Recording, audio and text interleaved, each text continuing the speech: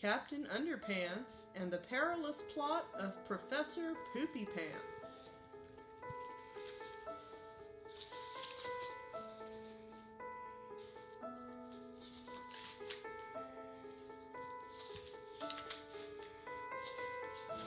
In our last 3 adventures, we tried to save our crazy principal from disaster.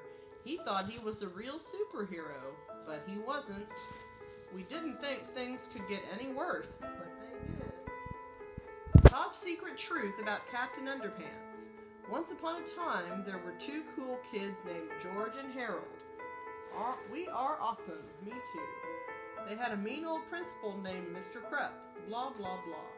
Mr. Krupp was very mean to George and Harold, blah blah blah. So they bought the 3D hypnogram. They used it to hypnotize Mr. Krupp. You will obey us.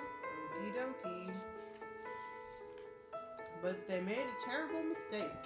You are now Captain Underpants. Haha. Okay. Hey, come back, Mr. Krupp. Tra-la-la. Mr. Krupp thought he really was Captain Underpants. But he didn't have any superpowers. Stop, you big dummy. They had a lot of adventures. One time they even got attacked by a UFO. Uh-oh. They all got into the spaceship and George stole some alien superpower juice. Then Mr. Krupp got eaten by a big evil dandelion. You had to be there. So George gave him some superpower juice. Then he got superpowers. Now Captain Underpants has amazing strength. He can even fly, too. Holy cow. The only way George and Harold can stop Captain Underpants from causing trouble is by pouring water on his head. This makes him turn back into Mr. Krupp. Hey, bub. But beware, because whenever Mr. Krupp hears somebody snap their fingers, snap, snap, he turns back into you-know-who. Oh no, here we go again. Tra-la-la. Chapter 1. This is George Beard and Harold Hutchins. George is the kid on the left with the tie and the flat top.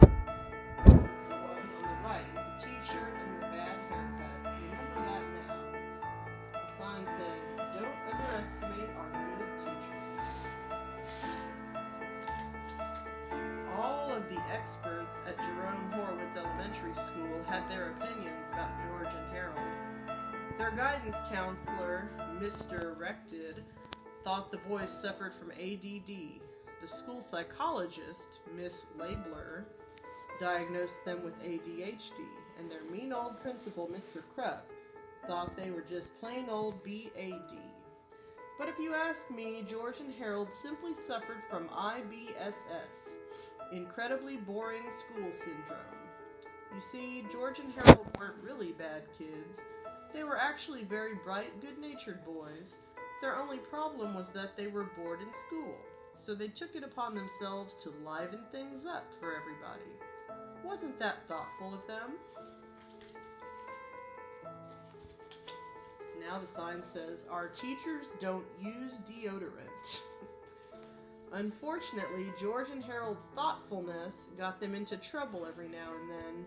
Sometimes it got them into a lot of trouble, and one time it got them into so much trouble it almost caused the entire planet to be taken over by a ruthless, maniacal, mad scientist guy in a giant robot suit. But before I can tell you that story, I have to tell you this story. Goodbye, everybody. And sorry, but when I was recording this, it kind of showed some of a pillow because I'm holding this device on a pillow. So I hope you like this book and look for chapter 2. Thank you. And sorry, my fingers.